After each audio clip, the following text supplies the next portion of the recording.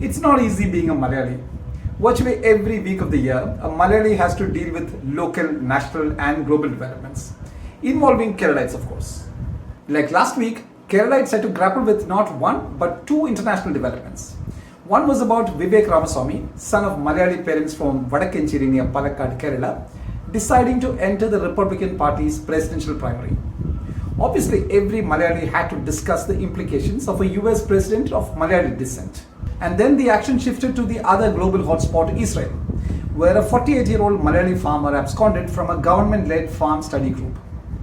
When he couldn't be traced for days, Malayalis wondered how the nation of Pegasus and Mossad couldn't catch up with the Mallu. Thankfully, the farmer resurfaced and Keralites could take a short break from their international mental engagements. Comparatively, this is an easy week for the Keralite. Only one national issue to discuss. That of Prime Minister Narendra Modi talking of a BJP government in Kerala after his party's victories in the northeastern states. Did Keralites hear that right? A BJP government in Kerala, where the party currently has not a single MLA?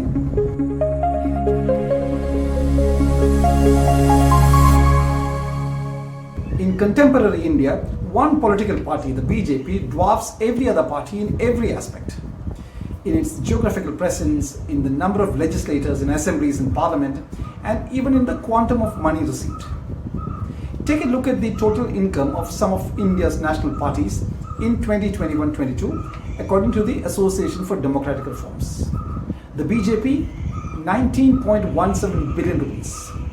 The Trinamool Congress, 5.46 billion rupees. And the Indian National Congress, 5.41 billion rupees.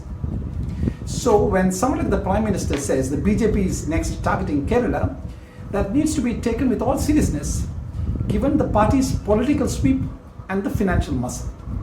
And yet Kerala is like a political oasis, a speck of red in a largely saffron India. An oasis that the BJP has quite never been able to figure out. It is probably because of Kerala's starkly different socio-cultural, economic, political makeup compared to the rest of India. The BJP is comfortable with uniformity, Kerala swears by diversity. The BJP is comfortable with India, Kerala swears by the world. Kerala has been exposed for centuries to the Romans, Persians, Arabs and Chinese, and then to the Portuguese, Dutch, French and British. And Keralites today live in all those countries, from Portugal to France and Italy to China. And Kerala students are now in campuses in 54 different countries. The BJP and Kerala are like chalk and cheese. The BJP holds the cow in high regard. Keralites hold parota and beef in high culinary regard. The BJP would like the Valentine's Day to be replaced by Cow Hugging Day.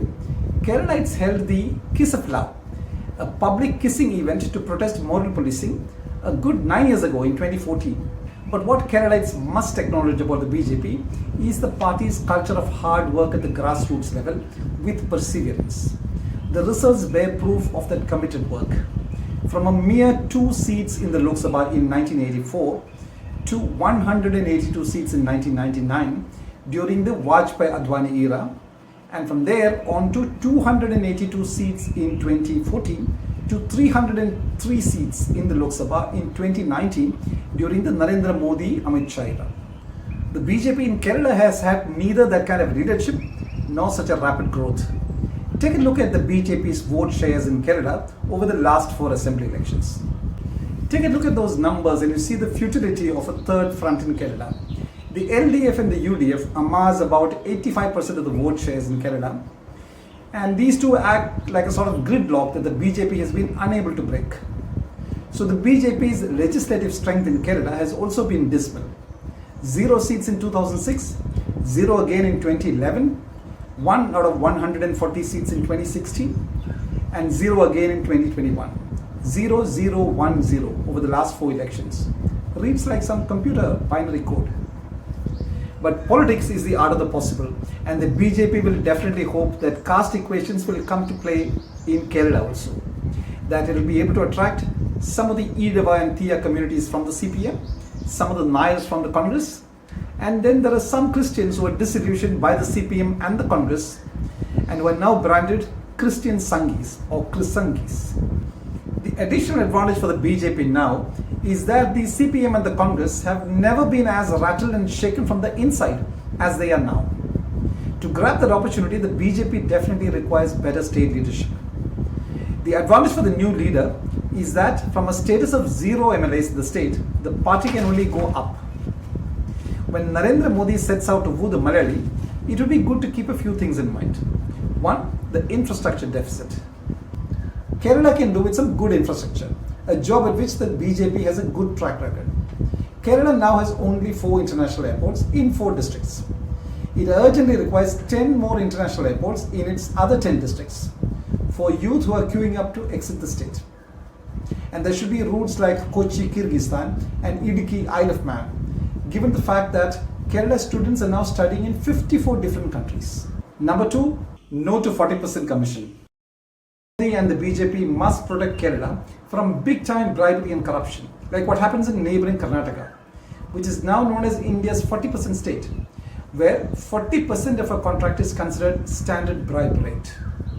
Last week, Karnataka BJP MLA Madal Virupakshappa's son was arrested by the Lok Sabha for taking a 4 million rupee bribe, and later 60 million rupees was recovered from their home. May Kerala never be a 40% state. Number 3, communicate to seniors. Kerala's youth have either migrated abroad or are busy packing their bags to leave. In any case, large numbers of Kerala's college students do not know what an MLA is or does. So when in Kerala, tailor the political communication to seniors. Kerala's 60 plus population has increased from 5% in 1961 to 12.7% in 2011. And who knows, they may make up 1/5 of the entire population when the census figures of 2021 arrive. Number 4, be prepared for the media. Unlike in the rest of India, Kerala has a vibrant media, and virtually every Malayali is a social media activist. Throw a stone into a crowd in Thiruvananthapuram and it will most likely hit a journalist. Don't expect in Kerala the reverence that national leaders get from the media there. In Kerala, the media roasts a Pinarayi Vijayan and every Congress leader and deep fries the BJP leaders. These days, no study is complete without asking ChatGPT. So I asked ChatGPT about BJP's prospects in Kerala, and it says the party faces multiple challenges in Kerala. 1, the party's agenda is at odds with Kerala's progressive and secular outlook. And 2, the BJP faces an acute shortage of local leaders, and therefore it has to rely on outside leaders to connect with the people of Kerala. But importantly, ChatGPT also says that the BJP has been able to tap into the growing middle class in Kerala, which is looking for alternative political options. But all said and done, there's nothing that prevents a Modi-Malayali medley. At least Modi is showing the intent for a partnership.